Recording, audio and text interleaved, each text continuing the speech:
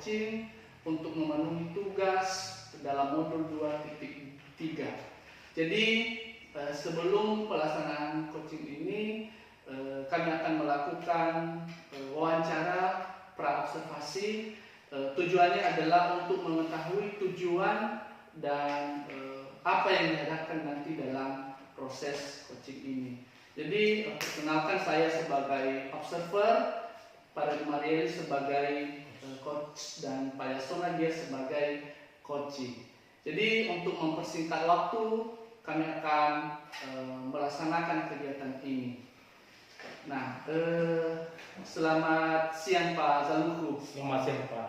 Bagaimana kabarnya Pak Zaluhu? Alhamdulillah, puji Tuhan, baik saja. Oh, baik Pak, luar biasa ya. Jadi Bapak hari ini dalam keadaan sehat, dan tentunya Bapak punya kemauan untuk melaksanakan kegiatan pada saat ini. Jadi pada hari ini sesuai dengan jadwal yang telah kita tentukan bahwa kita akan melaksanakan kegiatan coaching guna memenuhi kegiatan dalam modul 2.3 di program Guru Penggerak. Jadi tadi telah saya perkenalkan bahwa saya sebagai observer, nantinya Pak Zaluhu dan Pak Gia akan melaksanakan kegiatan coaching pada saat ini. Jadi tentunya dalam rubrik penilaian pada saat ini kita akan melaksanakan, atau saya akan mengamati kegiatan dengan alur tirta sesuai dengan apa yang telah kita pelajari. Jadi menurut Bapak Zaluhu dulu, kira-kira alur tirta itu bagaimana Pak? Oh iya Pak Alwi, kapan alur cerita itu meliputi tujuan umum, identifikasi masalah, identifikasi dan rencana aksi dan tanggung jawab. Oke Pak, sangat luar biasa ya Pak ya. Berarti Bapak masih ingat untuk kegiatan tirta ini ya. Nah, jadi mudah-mudahan alur tirta ini Pak nantinya dalam proses coaching ini nanti akan terlihat atau tampak jelas, dan Bapak juga sebagai coach bisa memahami alur tirta ini sehingga indikator ketercapaian dalam kegiatan ini nantinya bisa tercapai ya Pak ya. Nah, jadi terima kasih untuk Bapak Zaluhu. Sebelum kita melaksanakan kegiatan ini, ada beberapa hal yang perlu saya tanyakan untuk kegiatan coaching pada saat ini. Menurut Pak Zaluhu, yang pertama dulu, kompetensi apa yang ingin dikembangkan nanti Pak untuk kegiatan coaching ini? Oh baik Pak, Lauli, kompetensi coaching yang saya kembangkan untuk saat ini adalah ada 3, yaitu kehadiran penuh, mendengarkan secara aktif, dan mengajukan pertanyaan-pertanyaan yang berbobot. Oh, jadi ada 3 ya Pak ya kompetensi yang Bapak kembangkan ya. Pertama kehadiran penuh, kemudian mendengarkan aktif, dan mengajukan pertanyaan berbobot. Kemudian dari ketiga kompetensi tersebut, kira-kira kompetensi mana yang secara spesifik ingin diobservasi Pak? Oh baik Pak ya, saya ingin mengembangkan kompetensi mengajukan pertanyaan yang berbobot. Oh, jadi yang Bapak kembangkan adalah mengajukan pertanyaan yang berbobot. Jadi menurut Bapak Zaluhu, kira-kira apa indikator yang harus dicapai sehingga, ataupun ada apa harapan Bapak untuk mencapai indikator tersebut Pak? Iya, harapan saya Pak, dengan mengembangkan kompetensi mengajukan pertanyaan yang berbobot ini bisa mengarahkan coaching untuk mendapatkan solusi dari permasalahan yang saya hadapi, dan bisa munculkan ide-ide baru coaching sehingga permasalahan saya ini bisa terselesaikan. Oh, jadi tujuannya adalah untuk memunculkan ide-ide baru dari coaching. Jadi selanjutnya Pak ya, untuk kegiatan selanjutnya saya serahkan kepada Pak Zaluhu dan Pak Gia untuk melaksanakan kegiatan coaching pada saat ini. Baik Pak, terima kasih Pak Yas atas kesempatan yang diberikan, dan izinkan kami untuk melakukan coaching dengan Pak Yas. Oke Pak, silakan Pak. Selamat pagi Pak. Selamat pagi Pak. Hari ini kita akan melakukan sesi coaching menggunakan model tirta. Pertama-tama mari kita mulai dengan menetapkan tujuan sesi dari coaching yang kita harapkan pada hari ini. Apa yang ingin Anda capai dari sesi coaching hari ini? Nah, yang saya harapkan pada sesi coaching ini Pak, saya mau solusi nantinya pada permasalahan yang saya hadapi selama ini, yaitu terkait dengan antusiasme murid saya itu di kelas Pak. Baik, baik. Tujuan yang jelas. Sekarang mari kita identifikasi hal-hal nyata yang terkait dengan masalah Bapak hadapi. Bisa Bapak ceritakan? Nah, begini Pak, akhir-akhir ini Ya. saya merasa murid-murid di kelas yang saya ajar itu kurang antusias dalam menerima pembelajaran dari saya sendiri. Nah, selain itu juga jumlah murid-murid saya yang mengerjakan tugas sepertinya hanya setengah itu Pak, 50% tiap kelas itu Pak. Oh iya ya. Menurut Bapak, apa saja yang membuat murid-murid Bapak kurang antusias dalam proses pembelajaran Bapak? Nah, kalau saya ingat kembali itu ya Pak, hal-hal yang menyebabkan murid-murid saya itu kurang antusias. Yang pertama itu pembelajaran saya itu sepertinya sedikit membosankan. Nah, ini mungkin terlalu monoton. Saya juga terlalu dominan untuk berbicara. Kemudian yang keduanya Pak, saya juga tidak memberikan kesempatan bagi murid-murid itu untuk menyampaikan pendapatnya, atau mereka itu sedikit aktif berbicara dalam pembelajaran saya sendiri Pak. Oh begitu Pak. Kira-kira apa saja yang dapat membuat murid Bapak antusias dalam pembelajaran menurut rencana Bapak?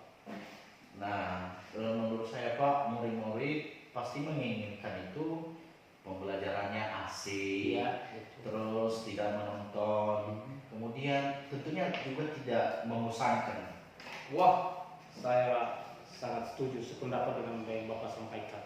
Lalu menurut pendapat Bapak, apa saja yang bisa membuat murid-murid asik dan tidak bosan pada pembelajaran Bapak? Nah, menurut saya Pak, tentunya pembelajaran yang tidak membosankan itu harusnya pembelajarannya itu terpusat pada murid.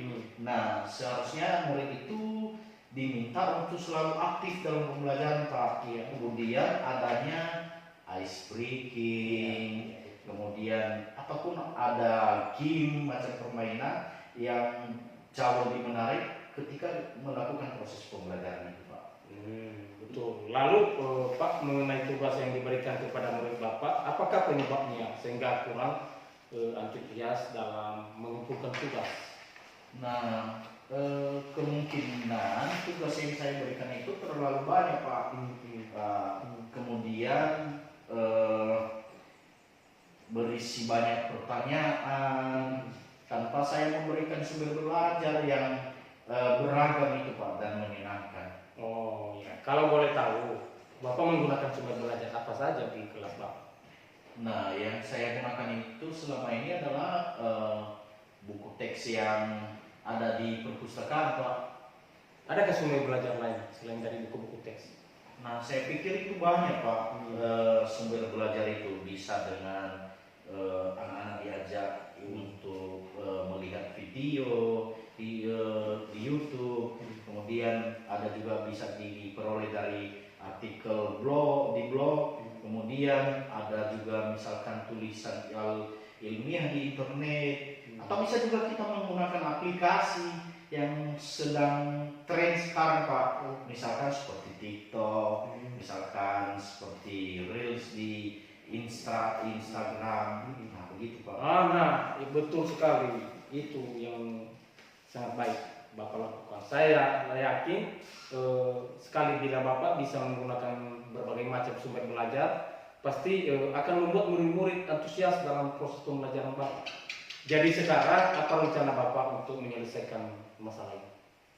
Nah, yang pertama Pak, saya mau merancang pembelajaran yang mengasihkan dengan menggunakan sumber belajar yang beragam, misalkan seperti menggunakan video YouTube dan TikTok. Kemudian yang kedua, saya akan memberikan tugas itu tidak terlalu banyak. Kemudian bentuk tugasnya juga harus sesuai dengan minat dan bakat murid-murid di kelas saya Pak. Nah, istilahnya saya itu akan melaksanakan pembelajaran yang berdiferensiasi Pak. Nah, sehingga murid-murid itu terkesan tidak dipaksa, tetapi mereka memang senang mengerjakan tugasnya, misalnya menggunakan bentuk drama, dalam bentuk lagu, ataupun puisi atau pantun, ataupun dalam bentuk laporan digital. Bagus sekali rencana Bapak, mudah-mudahan berhasil. Tapi apa komitmen Bapak terhadap rencana yang Bapak ini lakukan? Nah, saya berkomitmen untuk selalu membuat rencana pembelajaran yang mengasihkan, Pak. Menggunakan banyak sumber belajar, untuk mengeksplor, anak-anak itu mengeksplor materi, sehingga murid-murid saya itu dapat menjalankan pembelajaran itu dengan merdeka. Jadi saya akan membuat murid-murid saya itu merasa senang dalam kegiatan mengeksplor materi. Nah, tanpa mereka ada praduga, ada misalkan unsur paksaan. Kemudian saya serahkan pemilihan sumber belajar itu berdasarkan minat mereka juga nantinya, Pak. Wah, bagus sekali Bapak ya. Saya sangat mendukung. Mudah-mudahan semua berjalan lancar sesuai harapan Bapak. Apakah ada hal yang lain kita bicarakan, Pak? Terima kasih, Pak, atas waktunya untuk sharing. Tentunya pada kesempatan ini sepertinya tidak ada lagi yang kita bicarakan, Pak. Saya rasa sudah cukup, dan mudah-mudahan juga kita semua menjadi guru yang selalu dirindukan oleh murid-murid kita, Pak. Iya Pak, iya Pak. Bagaimana perasaan Bapak setelah kita melakukan proses coaching ini, Pak? Saat ini, Pak, saya sungguh merasakan agak lega sedikit dan merasa nyaman, karena dari percakapan ini, Pak, saya bisa menemukan apa solusi dari permasalahan yang saya hadapi saat ini. Tentunya ini berkat dari tuntunan Bapak sendiri sudah pada saat ini, saat coaching seperti ini. Baik Pak, terima kasih. Semoga kita bertemu di lain waktu lagi ya Pak. Oke Pak, selamat sore ya Pak. Selamat sore, selamat sore.